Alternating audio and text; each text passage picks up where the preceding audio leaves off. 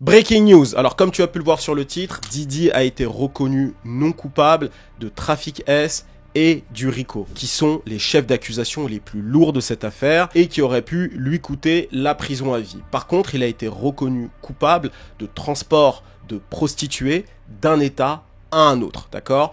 Et pour le coup, il a été reconnu coupable de ça pour ce qui est de Cassie et de Jen Doe, donc celle pour qui j'ai fait 2 vidéos, d'accord ? C'était super long et super relou, on va y revenir. Et donc, il risquerait potentiellement 20 ans de prison, mais au vu de ce que j'ai vu, de ce qui a été dit, je ne pense pas qu'il fasse 20 ans de prison. Je pense qu'il va sûrement... Enfin, j'en sais rien. Vous savez quoi, je vais pas m'avancer là-dessus. C'est une vidéo de réaction, donc il y a assez peu de cuts, assez peu de recherches, donc je vais pas trop m'avancer sur ça. Mais ce qui est clair, c'est qu'il a battu les fédéraux sur des chefs d'accusation extrêmement lourds. Et pour ça, ça va lui valoir beaucoup de clout. Alors, il faut savoir que ces chefs d'accusation-là, la plupart des gens n'essayent même pas de les combattre. En général, les gens qui sont accusés comme ça, ils essayent d'avoir un plea deal ou alors ils plaident coupables pour éviter d'avoir la peine maximale. Mais Didi a quand même fait face à ça et il a gagné. Donc pour ça, à mon avis, ça va beaucoup lui servir par la suite. Alors,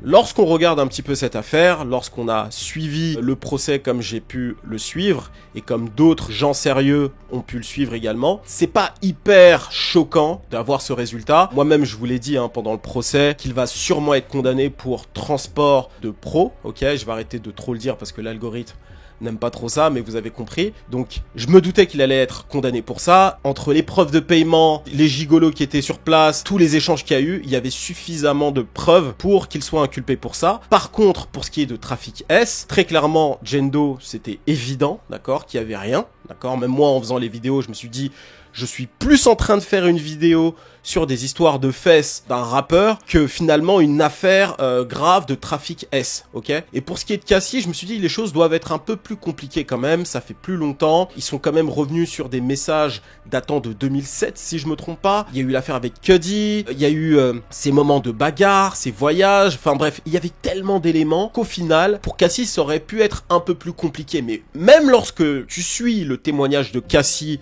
qui a duré 3 ou 4 jours, je sais plus exactement, allez voir ma vidéo, j'ai donné tous les détails. Au final, il y avait assez peu d'éléments vraiment inculpants Didi. Moi, avec mon regard, on va dire, d'amateur, de personnes qui regardent les choses un petit peu de l'extérieur, je me suis dit, franchement, je m'attendais à pire, à plus de choses, parce que le moment du procès, c'est quand même le moment où il y a le plus de choses qui doivent être révélées, et au final, j'ai trouvé ça relativement bateau. Et d'ailleurs, même lorsqu'elle a plaidé, si vous voulez mon avis, elle a plutôt même aidé la défense parce qu'elle a donné tellement de nuances, elle a dit tellement de choses qu'au final, on s'est dit, mais c'était une vraie relation, tu vois, ils se sont aimés et puis on s'est rendu compte que Cassie aussi, à des moments donnés, elle a trompé Didi avec Cudi, avec d'autres hommes, avec des escortes, elle avait de véritables relations avec eux. On apprend qu'elle organisait elle aussi ses propres freak-offs et même son nouveau mari, elle l'a trompé avec Didi. Donc en fait, il y avait tellement d'éléments qui ont été révélés qu'au final, pour ce qui est de Cassie, c'était plus complexe, mais mon intuition me disait que elle était plutôt en train d'aider la défense. Donc au final, le témoignage de Cassie était pas si fou. Et après, les autres témoignages, la défense a fait un travail monstre. Que ce soit Bana Bengolan, la meilleure amie de Cassie, qui a été pendue par-dessus le balcon, enfin, d'après ce qu'elle a dit, mais au final, ils ont plutôt réussi à débunker ça assez facilement. Jen Doe, on est en face d'une femme amoureuse qui a passé beaucoup de temps avec Didi jusqu'à août 2024, c'est-à-dire après la perquisition, après la vidéo de Cassie de l'Intercontinental qui a leaké. Normalement, à partir de là, tu te dis quand même, ça fait beaucoup, sachant que pendant la perquisition, les autorités ont donné une carte en disant « Contactez-nous si vous avez des choses à révéler ». Et on apprend que cette personne-là n'a jamais contacté les fédéraux, d'accord ? Et qu'elle a été contactée par eux, justement, en novembre 2024. Donc, bien après tout ça, pour finalement devenir l'une des victimes. Et je vous disais dans une vidéo en septembre 2024... qu'il y avait très peu de victimes et que c'était très bizarre. Et le fait qu'il y ait très peu de victimes comme ça sur une affaire de trafic S d'un homme très puissant depuis 30 ans, de mon regard extérieur, c'était assez bizarre. Donc au final, pour ce qui est des affaires criminelles, lorsque le procès a démarré, je me suis dit, avec les éléments qu'on avait, s'il n'y a pas de choses révélées vraiment choquantes pendant ce procès, le Diddler, bon je vais arrêter de l'appeler comme ça, le Didi, a de grandes chances de s'en sortir, d'accord? Et je me suis dit, bon, s'il s'en sort pas, c'est qu'il y a vraiment des choses techniques dans le droit que j'ai pas maîtrisées, qui au final va faire qu'il va quand même se prendre le RICO et le trafic S. Mais au final, mon intuition était plutôt bonne. C'était que des affaires de fesses hein, que j'ai couvert pendant 2 mois, les gars. C'était pas une dinguerie. Je vais vous dire très honnêtement, je me suis un petit peu ennuyé à plusieurs moments, mais il fallait que je le fasse et je vais continuer à le faire. D'ailleurs, je vais faire une vidéo récapitulative de toute cette affaire en vous donnant mon avis, d'accord, avec plus de recul, avec plus de recherche. La vidéo sortira au mois de juillet, mais au final, honnêtement, et je voyais dans les commentaires, hein, vous commenciez vous-même un peu à vous impatienter et à attendre que le verdict tombe. Et aussi, au début de ce procès l'année dernière, et je vais revenir là-dessus parce que j'avais raison, je vous disais, en vrai, la défense a pas mal d'éléments. Les histoires d'huile de bébé, tu vas rien faire avec ça, donc il y a grave moyen qu'ils s'en sortent. Je vous disais aussi que les histoires d'armes et de drogue, il y avait très peu finalement de drogue à sa disposition. Ça va être très compliqué pour le procureur de prouver qu'il distribue de la D. Et au final, enfin, à l'époque, vous m'étiez tombé dessus en disant « Ah, mais toi, tu soutiens Didi, etc. » Je vous disais que non. Je regarde les faits tels qu'ils sont et j'essaie de vous les retranscrire pour vous donner la meilleure vidéo possible, pour que vous puissiez vous faire un avis. Sauf que dans cette période-là, il y avait tellement de vidéos complotistes à gauche, à droite, sur ce qui allait se passer, etc. qu'au final, les gens préféraient croire ça, parce qu'en réalité, c'est humain, tu préfères croire ce qui est un peu extraordinaire. Et les gars, pour ce qui est de la justice et de l'acheter, on l'achète pas comme ça aux États-Unis. Là, c'est l'État américain. L'État américain qui veut te mettre en prison, tu vas acheter qui?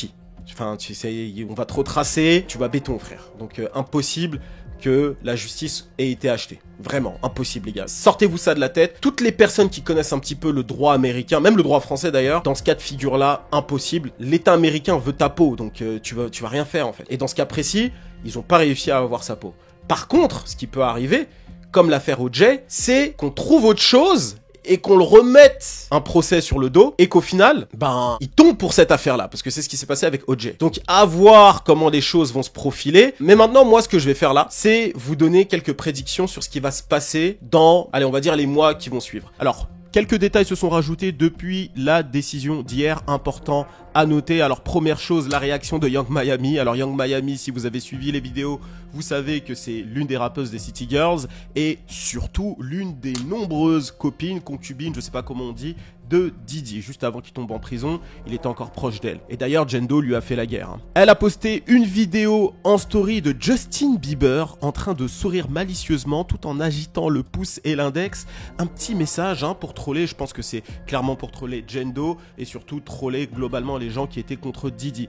À mon avis, cette vidéo et le fait qu'elle soit restée silencieuse et qu'elle ne soit pas montée à la barre, ça va lui valoir un petit voyage sur les îles Turks and Caicos. Jad va encore plus la détester. Ça, c'est la première chose. Deuxième chose, l'avocat de Cassie. Alors, il a pris la parole et voici ce qui a été dit. Toute cette procédure pénale a commencé lorsque notre cliente, Cassie Ventura, a eu le courage de déposer sa plainte en novembre 2023. Bien que le jury n'ait pas jugé Combs coupable de trafic sexuel envers Cassie, elle a ouvert la voie à une condamnation pour transport dans le but de se livrer à la prostitution. Alors pause, elle aurait pu être condamnée de ça si elle n'avait pas témoigné. C'est important parce qu'ils ont réussi à prouver qu'elle le faisait aussi. Désolé de le dire, mais c'est important quand même. Il y a des preuves comme quoi elle aussi, elle a transporté des prostituées. Bref, en partageant son expérience, Cassie a laissé une empreinte indélébile à la fois sur l'industrie du divertissement et dans la lutte pour la justice. Nous devons le redire sans aucune réserve. Nous croyons et nous soutenons notre cliente qui a fait preuve d'un courage exemplaire tout au long de ce procès. Ensuite, l'avocat a même écrit un courrier au juge pour que Didi ne soit pas libéré en liberté surveillée. Et d'ailleurs, ça lui a été refusé et il restera en prison jusqu'au 3 octobre, date à laquelle on aura les détails de sa peine. Et enfin, Marc Agnifilo, l'avocat principal de Didi, a pris la parole. Voici l'extrait. Today's a great victory. It's a great victory for Sean Combs. It's a great victory for the jury system. You saw that the Southern District of New York prosecutors came at him with all that they had.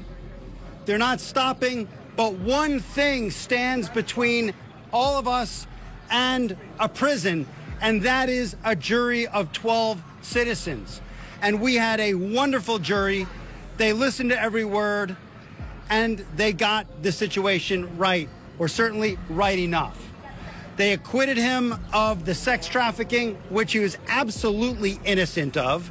They acquitted him of the racketeering conspiracy that he was absolutely innocent of, and all of the components to it. The kidnapping, he was innocent of that. The arson, he was innocent of that. The obstructing justice, he was innocent of that. And that is no longer just me saying that. That is the verdict of our jury. Alors, je tiens à le dire, hein, faut prendre ça avec des pincettes, c'est moi qui a réfléchi à quelques éléments, au cas où il remportait ce procès.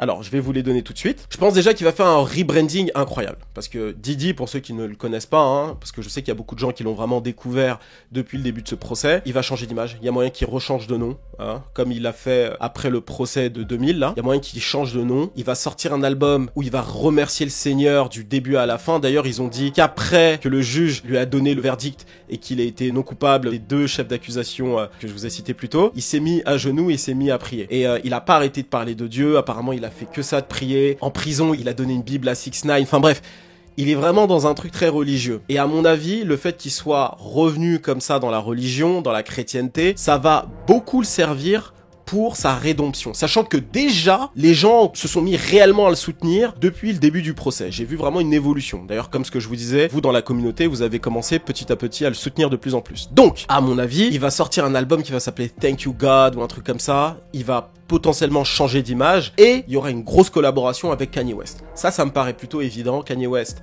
l'a soutenu pendant le procès, d'accord? Il a sorti un album avec le fils de Diddy il y a à peu près une semaine. Donc il va sortir un album, il a un clout incroyable.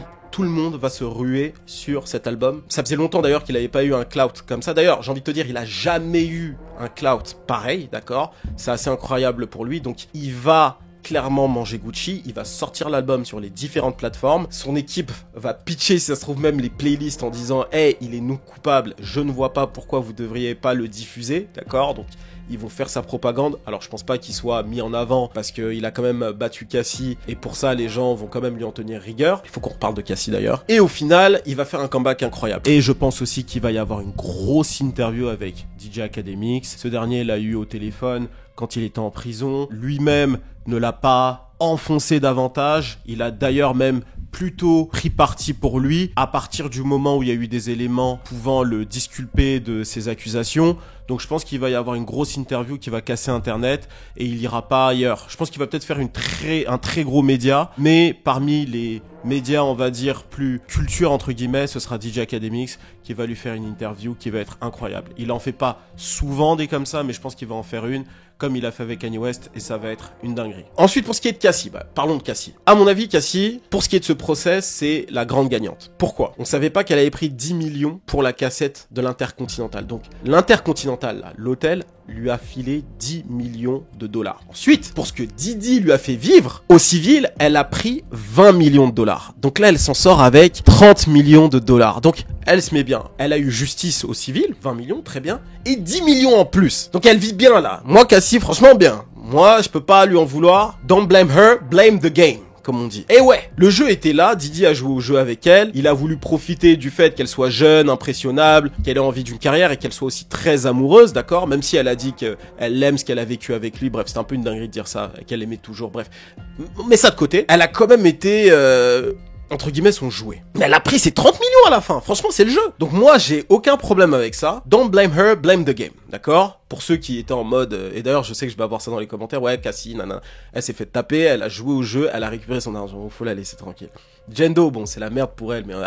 m'en fous. Mais Cassie, elle a pris ça. Par contre, à mon avis, ce qui est chaud, c'est que je crois que pendant le procès, je suis pas totalement sûr, mais je crois que pendant le procès, elle a appris, enfin, le mari de Cassie, Alex, là, a appris que Cassie l'avait trompé en 2018. D'accord? Elle était déjà avec Alex, mais elle est retournée voir Diddy, elle a couché avec lui, et ensuite, elle est retournée voir son mec. Et d'ailleurs, juste après avoir couché avec Diddy, elle l'a appelé en FaceTime. C'était un peu... Bon, bref, c'est ces gens-là, moi je vous l'avais dit, hein. Première vidéo, ces gens-là sont des gens spéciaux. Je vous l'avais dit, vous aviez un peu réagi bizarrement, mais pour moi tout ça c'est des gens assez spéciaux, on n'est pas pareil, d'accord? Bref, elle a fait ça. Et je pense qu'il a pas kiffé, d'accord? Et que potentiellement ce procès, ça va détériorer son couple. Là tu vois où je vais en venir. Je pense clairement qu'il va divorcer de Cassie dans l'année qui va suivre, ou dans les années qui vont suivre là. Il va prendre la moitié, et ouais, il va prendre ses sous, et il va aller faire sa vie. Il aura toutes les raisons de se séparer d'elle. Il dira qu'elle a menti, etc. Il va se séparer d'elle, il va prendre ses sous, et il va taper coin. Il va se barrer avec les sous. Ok, avec la moitié. C'est ce que je pense. Cassie ne va pas faire de comeback. Ça va être très compliqué pour elle parce qu'elle a pas énormément de talent. Hein, je vous l'avais dit, moi je l'aime bien Cassie. Hein, j'aimais bien ce qu'elle faisait. Mais elle a pas énormément de talent. Elle va être un peu blackballed de l'industrie. Les gens voudront pas vraiment travailler avec elle. Pour une bonne partie, du moins, je pense. Ça va être compliqué pour elle. Mais voilà, je pense qu'il va y avoir des documentaires, etc. Mais ça, pour le coup, il y a rien de bien fou. Je pense que vous le savez ça. Donc voilà ce que je pense qui va se passer. Donc dites-moi en commentaire ce que vous en avez pensé. Je vous sortirai une vidéo beaucoup plus riche avec beaucoup plus d'informations. Je pense courant juillet, comme je l'ai dit. Et sur Instagram, suivez-nous là-bas. On sort des infos. Donc sur le compte Iconic, on va sortir des actualités, etc. Vous préciser un petit peu tout ce qui va se passer dans les jours à venir. Donc allez nous suivre là-bas. On est très actifs. Ok. Donc merci à tous. Bah je vous l'avais dit. Hein, pour le résultat, il faut que je le dise quand même. Il faut que je vous le dise. Comme ça au moins, ça rentre dans la tête de certaines personnes qui me voyaient en chelou. Je vous l'avais dit. N'oubliez pas de liker, commenter et on se dit à très vite. C'était Chris d'Iconic pour vous servir. Cheers.